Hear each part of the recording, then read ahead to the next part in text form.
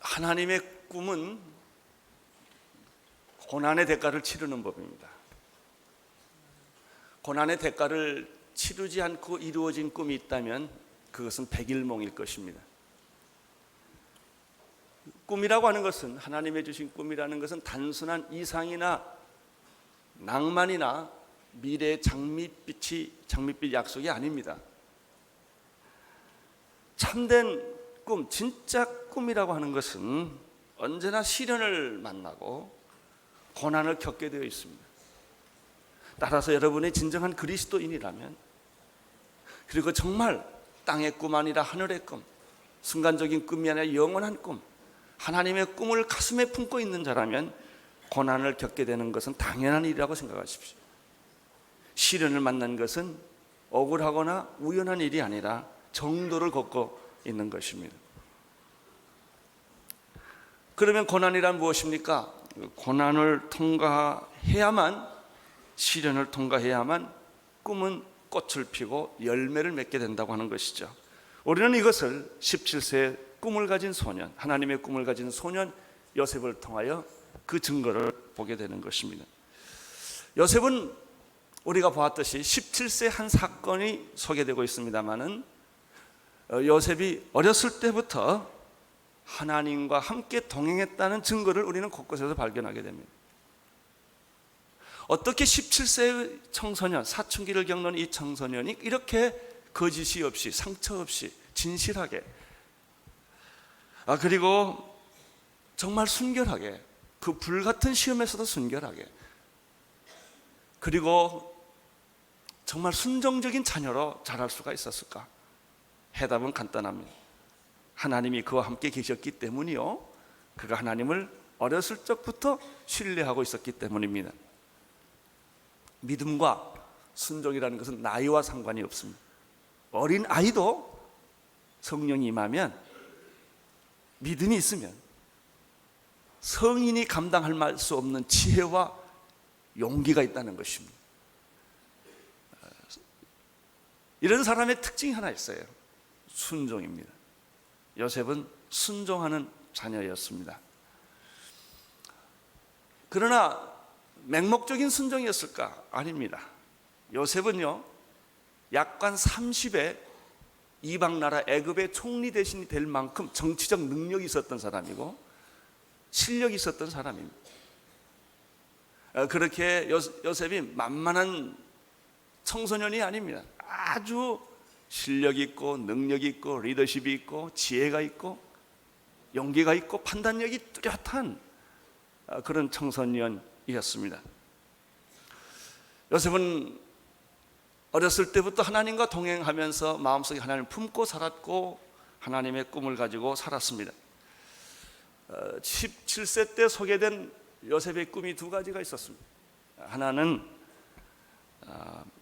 자기의 곡식단은 일어섰고 형들의 11 곡식단이 자기에게 절을 했다고 하는 그런 이상한 꿈입니다. 개꿈은 한 달 지나가면 다 잊어버립니다. 하나님의 꿈은 시간이 갈수록 선명합니다. 나의 이상은 자꾸 변합니다. 그러나 하나님이 주신 이상은 10년, 20년이 지나도 변하지 않습니다. 그것은 하나님의 것이기 때문에 그렇습니다. 두 번째 꿈을 또 꿨습니다. 그것은 이상하게도 하늘의 별과 11별과 해와 달이 요셉에게 절을 했다고 하는 것이죠. 잘못 해석하면 아주 위험한 꿈입니다. 이런 꿈을 잘못 꾸는 사람이 참 많아요. 어느 날 자기가 일어나 보니까 자기 배에 왕자가 써졌다고 이래가지고 그렇게 착각을 한다든지, 그리고 일단 그 나르시즘처럼 굉장히 그 자기가 신격화되는 자기 중심적인 그런 이상한 잘못된, 자기만이 영웅이고 자기만이 애국자고 자기만이 구원자고 이렇게 생각하는 그런 꿈을 가진 사람들이 우리 주변에 참 많아요. 그런 생각을 가지고 정치하는 분도 많고 그런 생각으로 사회 개혁 운동에 나선 분도 참 많습니다. 비슷합니다, 외형으로 보면. 그러나 그것은 진짜 꿈이 아닙니다.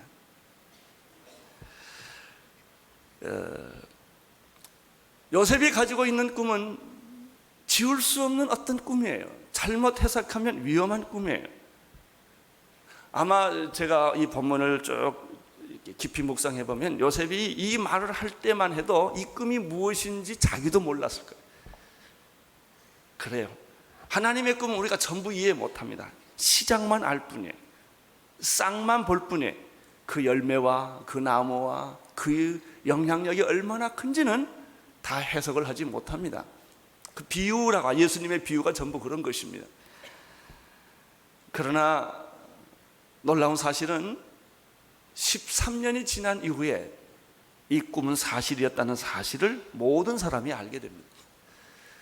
요셉이 꿈을 꿀 당시만 해도 그것은 암시적이고 그것은 상징적인 그런 형태를 띱니다. 그렇지만 그것은 요셉에게 결정적인 영향력을 줍니다. 어떤 영향력을 줄까요? 요셉이 17세 소년 때 내가 총리신 될 것이다 라고 하는 것을 생각을 했을까요? 그렇지 않아요. 감옥에 들어갈 때도 몰랐어요. 기근과 그 나라의 대흉년이 들 때도 자기가 총리신 될 것은 요셉은 꿈에도 몰랐다고요. 그건 모르는 거예요. 그러나 그것은 하나님의 섭리였고 계획이었고 비밀이었다는 사실을 지나놓고야 안 거예요. 여러분, 이 하나님의 섭리라는 것은, 예정이라는 것은 지나놓고 하는 겁니다. 예수를 만나보고 하나님을 만나보고 나서야 자기 과거가 해석되는 법이에요. 저는 대학을 한 번 떨어진 사람, 2번 떨어졌죠. 한 번이 아니고. 그래서 목사가 됐습니다. 그때는 그게 굉장히 속이 상하고 자존심이 상하고 내 인생이 앞으로 어디로 갈 것인가, 아주 그 불안한 시간을 제가 많이 보냈습니다만 전 재수도 했고 그래요. 지금 돌이켜 생각해 보니까 그게 목사 될 하나님의 계획이었다는 거죠. 전 대학 때 폐병을 앓아서 1년 휴학을 했어요. 남들은 다 제자리로 가는데 왜 나는 뒤처질까? 저는 그때부터 이렇게 늘 병아리를 많이 하는 사람이었어요. 항상 병을 몸에 짊어지고 사는 사람이었는데 지금 생각해 보면 그게 다 이렇게 하나님이 나를 쓰시기 위한 연단이었고 준비였는데 그 당시는 그걸 몰랐던 것이죠. 이게 하나님의 예정과 섭리라는 거예요. 혹시 여러분 가운데 그런 일이 있거든 무조건 믿으시기를 바랍니다. 고난이 깊으면 그만큼 내가 큰 인물이다 이렇게 생각하면 틀림이 없습니다. 이 하나님의 섭리예요. 요셉의 경우도 마찬가지였어요. 그러니까 17세 소년 때 요셉이 가졌던 생각은 이거 하나는 분명해. 하나님이 날 쓰신다는 거예요. 뭔지 모르겠지만 하나님이 날 쓰신다. 이 생각이 있었다는 것이죠. 나는 오늘 여러분 마음속에 이 생각이 심어지기를 축원합니다. 내가 건강하지도 않고 내가 학교도 제대로 못 나오고 내가 세상적으로는 별 자랑할 것이 아무것도 없는 사람이지만은 뭔지 모르겠는데 하나님은 나를 사랑하시고 그리고 내 생애를 지켜주시고 나를 쓰시는 나는 사실을 그 믿음이 요셉에게 있었다는 거예요. 나는 오늘 그 생각이 여러분에게 다 들어가기를 바랍니다. 또 계속해서 한 걸음 더 나가서 하나님은 내 자녀를 쓰신다는 그런 믿음도 여러분에게 있게 되기를 바랍니다. 내가 예수를 이렇게 믿고 구원받은 것은 나뿐만 아니라 하나님이 내 가정, 내 자녀들까지도 축복해 주시기 위하여 하나님이 지금 나를 세례 요한처럼 쓰신다. 이렇게 생각을 하는 것이 얼마나 중요한지 모릅니다. 이런 꿈을 가지고 있으면 어떤 경우에도 절망하거나 좌절하지 않는다는 거예요. 그리고 고난이 겪어도요 그렇게 슬프지가 않아요. 어떤 사람은 작은 고난을 겪어도 굉장히 슬퍼하고 절망하고 이런 분이 있고요, 큰 감당할 수 없는 죽음이 내 앞에 왔다 갔다 해도 흔들리지 않는 사람이 있어요. 그게 꿈이에요. 그 비전이 하나님이 날 쓰신다, 하나님이 행하신다, 하나님이 역사하신다, 이게 믿음이에요. 나는 오늘 그 믿음이 여러분에게 있게 되기를 바랍니다. 여러분의 자녀를 하나님이 쓰실 줄로 믿습니다. 왜냐하면 그렇지 않으면 여러분 새벽 기도까지 오게 했겠어요? 여기 와서 여러분이 뭐 하겠어요? 여러분 자녀를 위해 기도할 거 아니겠습니까? 여러분이 여기 와서 뭐 하겠어요? 새벽부터 와서 나라와 민족을 위해 기도하지 않겠습니까? 여러분에게 주어진 고난을 붙들고 여러분 눈물을 흘리며 기도하지 않겠습니까? 그 기도가 다 어디 가겠습니까? 여러분이 여기 와 있다는 것이 하나님이 여러분을 사랑한다는 증거요. 말씀을 사모하고 기도한다는 것이 바로 여러분 미래에 하나님이 여러분과 함께 계시고 여러분을 요셉처럼, 여러분의 자녀를 요셉처럼 쓰신다는 증거라고 나는 믿습니다. 꿈을 가진 자는 그래서 현재의 고난 때문에 미래의 영광을 포기하지 않는 사람이에요. 그래서 꿈을 가진 사람들은 환경을 탓하지 않습니다. 나는 여러분이 환경 탓하지 않게 되기를 바랍니다. 조상 탓하지 않게 되기를 바랍니다. 사람 미워하거나 환경 원망하지 않게 되기를 바랍니다. 꿈을 가진 사람은 남이 보지 못한 길을 걷고 남이 하지 않는 말을 하는 것이며, 꿈을 가진 사람들은 길이 보여요. 이상하게 길이 보여요. 목표가 보여요. 그 과정은 다 안 보입니다. 그래서 아픔과 고통을 쉽게 가는 이유는 목표만 보이기 때문에. 가시가 찔리고 돌에 넘어지고 억울한 일을 당하고 당장 숨 넘어 죽을 것 같지만 그 사람에게 보이는 것은 현실의 고통이 아니라 미래의 목표가 보인단 말이죠. 약속이 보인단 말이죠. 그 꿈이 보인단 말이죠. 할렐루야. 그래서 신나는 거예요. 인생은 살만한 가치가 있는 것이고 고난은 겪을 만한 이유가 있다 하는 것을 해석하고, 그리고 자기도 모르는 사이에 손을 들고 찬양을 하게 되는 것이죠. 이 사람의 얼굴에 있는 평화와 기쁨과 자유를 누가 막을 수가 있겠습니까?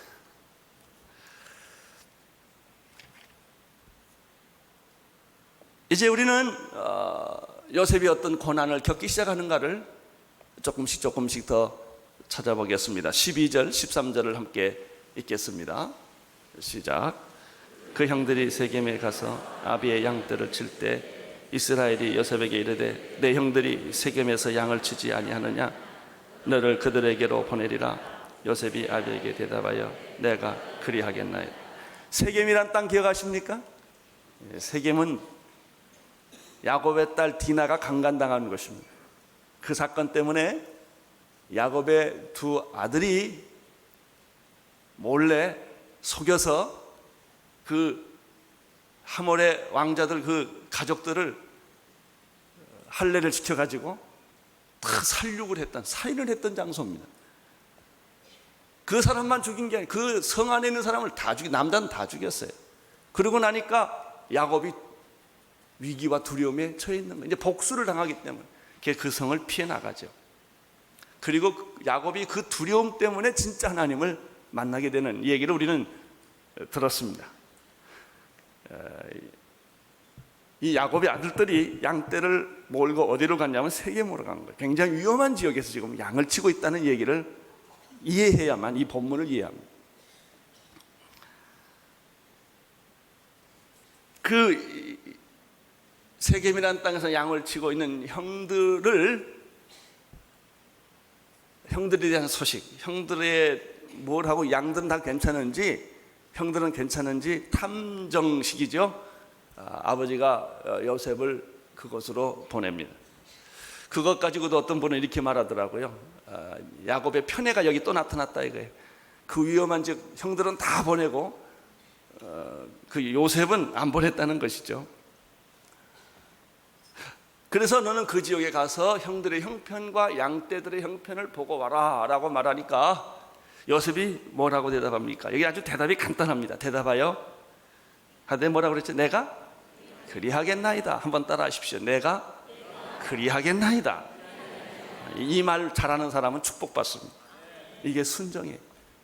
좋은 일이든 싫은 일이든 할 수 있는 일이든 없는 일이든 하나님이 시킨 일은 내가 그리하겠나이다. 하나님 시간이 없어요. 제가 은퇴하면 일하지요. 이게 아닙니다. 하라고 하면 그리하겠나이다. 저 돈이 없어요. 저는 건강이 없어요. 저는 시간이 없어요. 이건 변명이에요. 요셉을 보십시오. 너 가서 형들 보고 잘 형편을 돌아보고 오라고 말하니까 이 대답은 간단하지만 이 앞뒤 전체 문맥을 보면 요셉의 그 성품과 인격 속에, 하나님과 함께는 요셉의 성품과 인격 속에는 거룩과 순종과 정직과 순결, 이런 그 인격적인 요소가 있었다는 사실이에요. 순종하는 사람은 하나님 쓰기 편한 사람이에요. 항상 말이 많고 해석을 붙이고 주저하는 사람은 하나님 쓰기가 불편한 사람이에요. 나는 여러분들이 하나님 쓰기가 편한 사람 되기를 축원합니다. 주여 내가 그리 하겠나이다. 그리 하겠나이다. 이렇게 말한 사람이 또 한 분이 있어요. 구약 이사야 6장 8절에 보면 하나님이 이렇게 질문합니다. 내가 또 주의 목소리를 들은 즉 이르시되 내가 누구를 보내면 누가 우리를 위하여 갈꼬. 그때 이렇게 대답합니다. 이사야가. 그때 내가 가로되 주여 내가 여기 있나이다. 나를 보내소서. 한번 따라 하십시오. 내가 여기 있나이다. 나를 보내소서. 그리하겠나이다. 사도행전 20장 23절 24절에 보면 사도 바울은 죽음의 여행을 합니다. 자기가 예루살렘으로 돌아가면 죽음이 자기를 기다린다고 하는 것을 많은 예언자들을 통해서 예언을 합니다.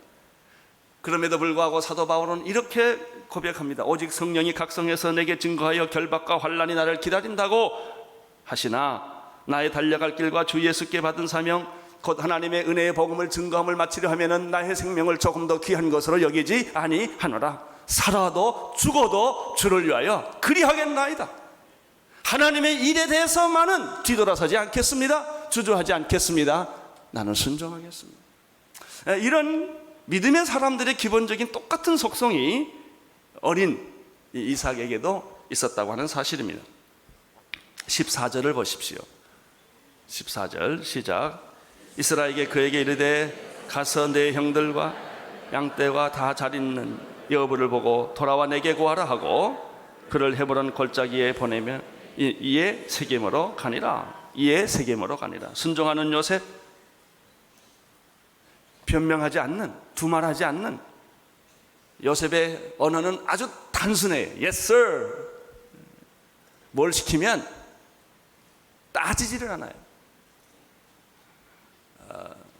우리 여기 1.5세 목사님들 많이 와 계시는데 처음에 우리 온누리교회 올 때 제가 이제 우리 온누리교회 오기로 하면요 꼭 편지가 와요.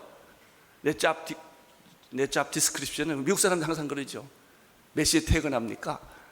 뭐 그런 거 계속 물어요. 잔소리 말고 오라고 그냥 와서 하라고. 그때 처음에 그 말을 우리 1.5세 미국서 자란 사람들은 이해를 못해요. 왜 그렇게 무질서하고 그렇게 왜 계획 없이 얘기를 하냐 이거예요. 자기 일이 뭐며 do와 don't, 뭐 내가 할 것과 하지 않을 것, 내 월급은 얼마며 이런 게 전부 계산돼야 일을 시작하는 그 미국 문화의 습관이죠. 그래서 온누리교회 와보면 안다고. 우리는 새벽 4시부터 일하니까. 나는 순종하는 이 요셉을 통하여 오늘 여러분에게 3가지 기도 제목을 드리고 싶습니다. 주여 우리에게 정직한 영을 주옵소서. 내 성품이 정직한 영, 억지로 정직한 것이 아니라 나도 모르게 정직해지는, 정직하지 않으면 한순간도 불안해서 살 수 없는 그런 인격, 그런 성품을 다시 그런 성품으로 고쳐 주옵소서. 하나님의 꿈을 꾸면서 살게 하여 주시옵소서. 그리고 하나님께 순종하며 사는 내 남은 생애가 되게 하여 주옵소서. 15절, 16절, 17절을 읽으십시오. 시작. 그 사람이 그에게 물어가라되 내가 무엇을 찾느냐? 그가 가라되 내가 나의 형들을 찾아오니 청컨대 그들이 양치는 곳을 내게 가르치소서. 그 사람이 가라되 그들이 여기서를 떠났느니라. 내가 그들의 말을 들으니 도단으로 가라 하리라. 요셉이 그 형들 뒤를 따라가서 도단에서 그를 만나니라. 형들을 찾아가는 요셉. 그러나 막상 도착해 보니까 세겜의 형들은 없었다는 사실이죠. 거기서 그가 그냥 집으로 돌아올 수도 있었어요.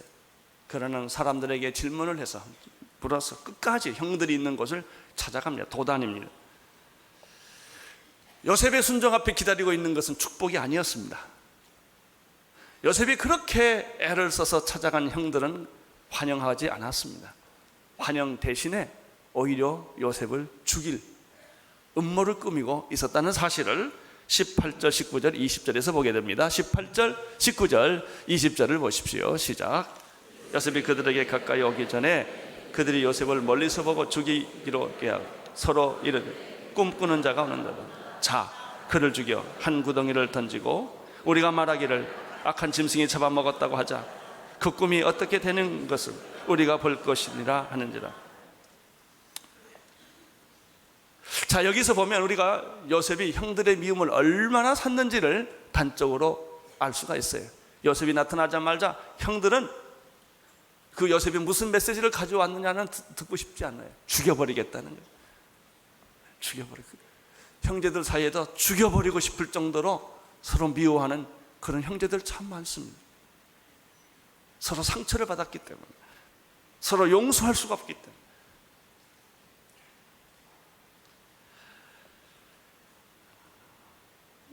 그것은 왜 그런 생각을 하게 됐을까? 두 가지 이유예요. 첫째는 아버지의 편애 때문에.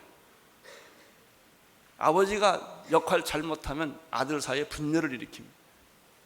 또 하나 있어요. 요셉이 꾼 꿈 때문에 그런 것입니다. 그는 그렇게 미움을 받죠. 형들이 요셉에게 이런 별명을 붙여줬어요. 꿈꾸는 자가 없는도다. 그리고 이렇게 말합니다. 우리가 만약 그를 죽이면 어떻게 그 꿈이 이루어지는지를 보자. 이렇게 표현을 합니다. 얼마나 한이 서렸고 미움이 서렸는지. 같은 민족끼리 싸우면 남북이 됩니다. 남하고 싸우는 것은요, 괜찮게 싸워요. 멋있게. 가족끼리 싸우면 처절하게 싸웁니다.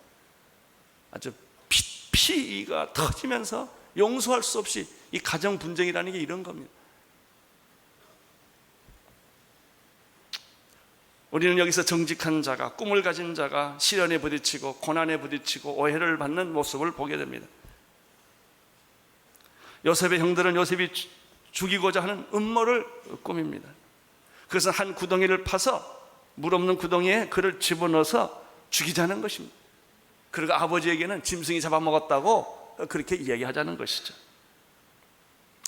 그러나 이러한 음모, 이러한 결정을 놓고 이 11 아들들 사이에 의견이 분분합니다. 21절, 22절을 보십시오. 시작. 루벤이 듣고 요셉이 그들의 손에서 구원하려 하여 가라되 우리가 그의 생명을 상하지 말자. 루벤이 또 그들에게 이르되 피를 흘리지 말자. 그를 광야 그 구덩이에 던지고 손을 그게 되 권하여 아비에게로 돌려려 함이라. 큰아들은 큰아들이니까 입장이 좀 달라요. 혼은 내주되 죽이지는 말자. 그러나 그 다음 사건이 더 무서운 거예요. 그 혼낸 얘기를 아버지한테 할 테니까. 그러니까 안 된다. 아니, 증거를 없애야 된다. 이렇게 그 형제들 사이에 의견이 분분을 합니다. 그래서 큰형 루벤은 동의를 하겠는데, 이런 분위기가 되면요, 할 수 없이 해야 돼요. 우리 민중이라는 건 아주 고약합니다. 어떤 분위기가 만들어지면 사람을 죽여야 돼요. 그리고 나중에 후회하더라도 이게 똑같은 일이에요. 루벤이 제발 생명은 건들지 말아라. 23절, 24절 보십시오. 시작. 요셉의 형들에게 이르되 그 형들이 요셉의 옷 벗기고 그를 잡아 구덩이에 던지니 그 구덩이는 빈 것이라. 그 속에 불이 없었다. 순진한 요셉, 정직한 요셉. 요셉은 자기가 이렇게 크게 잘못했다고 생각을 안 했을 거예요. 자기는 정직하게 늘 살아왔으니까. 갑자기 이런 일을 당했을 때 요셉의 입장에서 보면 얼마나 충격을 받았겠어요. 형님! 그런데 그냥 묶어가지고 때리고 결박해서 집어넣으니까 요셉이 얼마나 충격을 받았겠어요. 이것이 선한 사람들이 악한 세상에서 받는 충격이에요. 근데 이상한 게 있어요. 선한 사람이 잘 살고 악한 사람이 못 살면 좋겠는데 이상하게 악한 사람이 더 건강해. 눈두덩이가 붓도록 건강해. 되는 일마다 잘하고 생각한 것보다 이익이 많이 나요. 시편에 그렇게 나와 있어요. 73편에 보면. 그러니까 하나님을 섬기고 가난하고 외롭게 산 사람은 외롭고 가난하게 사는 것도 억울해 죽겠는데 나는 하는 일마다 안 되고 말이야. 악한 사람들은 하는 일마다 잘 되니 하나님에 대한 시험이 든 거예요. 이게 도대체 무슨 일이냐 말이에요. 악인은 자기가 살고 싶은 나이보다 더 많이 사는 거예요. 그런 얘기가 나옵니다. 25절, 26절, 25절부터 28절까지 읽어주십시오. 시작.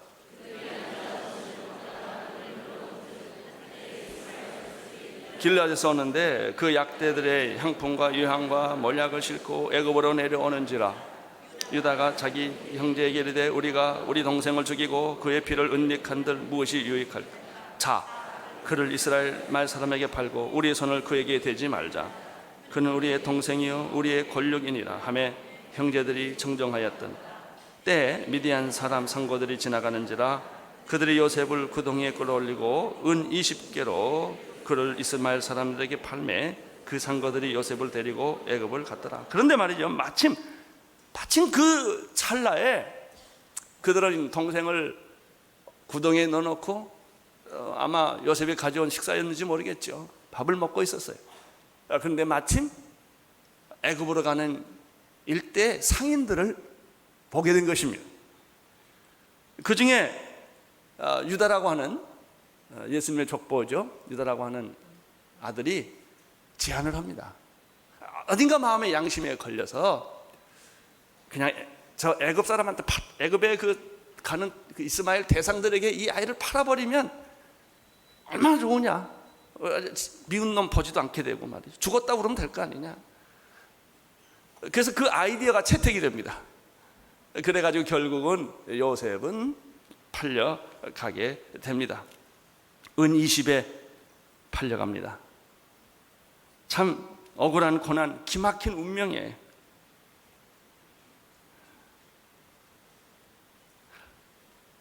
우리는 가끔 이런 현실들을 신실한 그리스도인들에게서 많이 경험합니다. 크고 작은 일들이 있죠. 개인적으로는 개인적인 고난이 있지만요. 누가 그랬더라고요. 유태인의 한 랍비가 이스라엘이 600만 명이 유태인에게 독가스로 독일 사람에게 독가스로 희생당한 사건을 놓고 내가 만약 천국에 가면 하나님 수염을 붙잡고 나는 항변을 할 거라고. 우리 민족이 600만 명이 그렇게 무참하게 이유 없이 어느 날 갑자기 학살을 당한 것을 하나님은 보고 계셨습니까? 그때 주무셨습니까? 눈물을 흘리면서 나는 그렇게 항해할 거라고. 그런 얘기가 있어요. 우리들 주변에 보면 알 수 없는 고난, 이해하기 어려운 사건들이 줄줄이 있는 거예요. 요셉도 작은 일이지만 그가 애굽에 팔려갔을 때 그 심정이 어떻겠습니까? 그냥 루벤이 잠깐 자리를 비웠다 나와 보니까 요셉 동생 요셉은 팔려가 버린 거예요. 29절 30절 읽어주십시오. 시작. 루벤 돌아와서 구덩이에 이르러 본즉 거기 요셉이 없는지라 옷을 찢고 아우들에게 와서 가라되 아이가 없도다. 나는 어디로 갈까? 통곡하는 루벤. 이 소식을 들은 아버지 야곱은 시금전폐합니다. 31절에서 35절을 보십시오. 시작. 그들이 요셉의 옷을 취하고 수점서를 죽여 그 옷에 피를 적시고 그 채색 옷을 보내어 그 아비에게로 가져다가 이르기를 우리가 이것을 얻었으니 아버지 아들의 옷인가 보소서 하며 아비가 그것을 알아보고 가로되 내 아들의 옷이라. 악한 짐승이 그를 먹었도다. 요셉의 정령 찢겼도다 하고 자기 옷을 찢고 굵은 배로 허리를 묶고 오랫동안 그 아들을 위하여 애통하니 그 모든 자녀가 위로하되 그가 그 위로를 받지 아니하여 가로되 내가 슬퍼하며 음부에 내려 아들에게 가리라 하고 그 아비가 그를 위하여 울더라. 이것이 요셉에게 주어진 비극이었고 운명이었습니다. 왜 이런 일이 일어났을까? 왜 이런 일이 꿈을 가진 순결한 청년 요셉에게 일어났을까? 아무리 질문해도 누구 하나 시원한 대답을 줄 수가 없는 그런 질문입니다. 여러분, 우리가 예수 믿다가 시원한 대답이 없는 게 참 많다는 걸 아세요? 그럴 때는요, 성경도 해석 억지로 하지 말라고 그래요. 그냥 놔두라고 그랬어요. 해석이 안 되면 그냥 놔두세요. 할 수 없어요. 지나가야 알아요. 지나가요. 우리의 인간의 지혜와 지력과 하나님의 뜻을 우리가 다 모르기 때문에. 그런데 그 과정에서 중요한 거 있어요. 그냥 지나가는 거예요. 이걸 가지고 난리를 치거나 뒤돌아서거나 깨버리지 마세요. 이해할 수 없는 사건을 안고 그냥 지나가는 거예요. 그러면 거기에 꽃이 피고 보석이 열리고 축복이 오는 것을 우리는 경험하게 될 것입니다. 그 후에, 이렇게 팔려간 그 후에 요셉의 운명은 어떻게 됐을까요? 36절을 보십시오. 36절 시작. 미디안 사람이 애굽에서 바로 있으나 시대장 보디발에게 요셉을 팔았더라. 하나님이 없을 때는 운명이고 하나님이 함께하면 섭리예요. 세상 사람들이 볼 때는 다 팔자소관이에요. 그러나 하나님의 눈으로 보면 숨겨진 비밀이에요. 그래서 섭리인 것입니다. 놀랍게도 요셉이 팔려갔는데 그 많은 사람 가운데 애굽의 시대장 집에 팔려갔다는 게 이게 기막힌 스토리입니다. 여기서 우리가 여러분들이 오늘 배워야 할 결론이 있어요. 알 수 없는 고난의 운명이 나를 집어삼킬 때 그 알 수 없는 해석하기 어려운 고난을 넘어보지 마세요. 그 고난 속에서 나타난 하나님의 손, 하나님의 섭리를 보기 시작하십시오. 알 수 없는 고난은 너무나 큰 거예요. 하나님의 섭리는 1%도 안 돼요. 작은 어떤 하나님의 움직임이 이 해석하기 어려운 고난 속에 있단 말이죠. 그런데 비밀은 거기에 있는 거예요. 하나님의 손이 움직이는 걸 보고 있으면 그 무섭던 고난과 해석하기 어려운 사건이 이해되기 시작합니다. 이게 비밀입니다.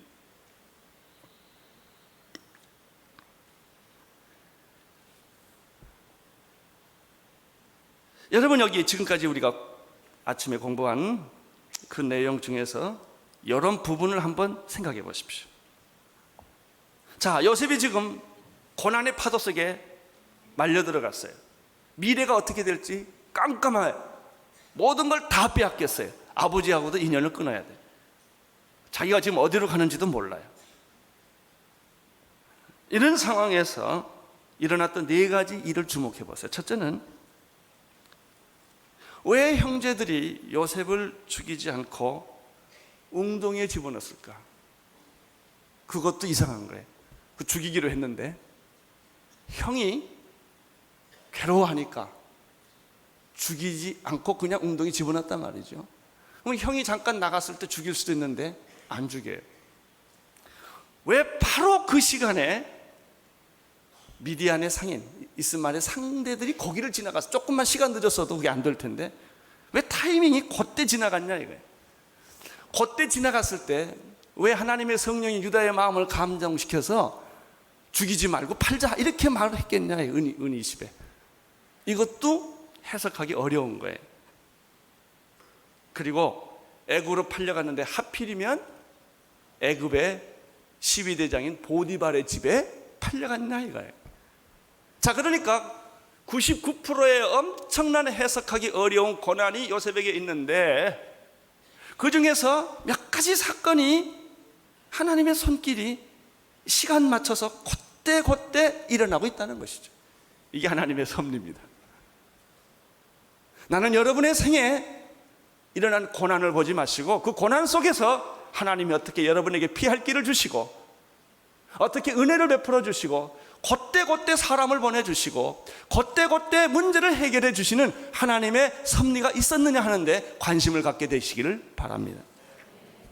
이것은 하나님의 엄청난 축복의 서곡이요, 은혜의 서곡이에요. 따라하세요. 나는 죽지 않는다. 여러분 안 죽어요. 망하지 않아요. 걱정하지 마십시오. 하나님의 은총의 서곡이 요셉에게 일어나기 시작했다는 것이죠. 왜요? 하나님의 계획은 그의 나이 30에 애굽의 총리 대신을 만들기 위한 계획이 있기 때문에 다른 집도 아니고 애굽의 12대장인 집에 들어가야 애굽 왕 바로와 만날 기회를 갖기 때문에 이게 하나님의 눈에 보이지 않는 계획이라는 것입니다. 은 20에 팔린 요셉은 은 30에 팔린 예수님과 비슷한 모습이 있습니다. 다른 사람한테가 아니라 배다른 형제들에게 그렇게 고난을 겪었던 요셉을 보면 예수님은 다른 사람에게 고난받지 아니했고 동족에게 고난을 받았다는 거죠. 그래요. 사랑하는 성도 여러분, 이제 우리는 이 요셉의 생애가 하나님이 어떻게 간섭해 주셨어, 만지시고 어루만져 주시고 보호하시고 위로하시고 꿈을 주시고 격려해 주셔서 어떻게 이 기막힌 최악의 상황에서 영광스러운 자리까지 하나님이 간섭하시는가를 이제 우리는 하나씩 하나씩 보게 됩니다. 흥분되지 않습니까? 하나님이 여러분을 그렇게 만들어 주실 줄로 믿습니다. 여러분, 위대하신 하나님을 찬양하십시오. 고난 중에서도 당신의 섭리를, 당신의 손길을 베풀어 주신 하나님, 결코 우리를 좌절시키고 절망시키지 아니하게 하시고 하나님 우리의 약점과 우리의 부족한 것과 우리의 연약한 것을 다 들어서 새롭게 하시는 위대하신 하나님의 그 섭리를 찬양하십시다. 오늘 하나님 여러분의 하루에 함께 하시기를 바라고 하나님의 은혜의 손길을 경험하게 되기를 바라고 오늘 하루도 승리하는 여러분 되시기를 축원합니다.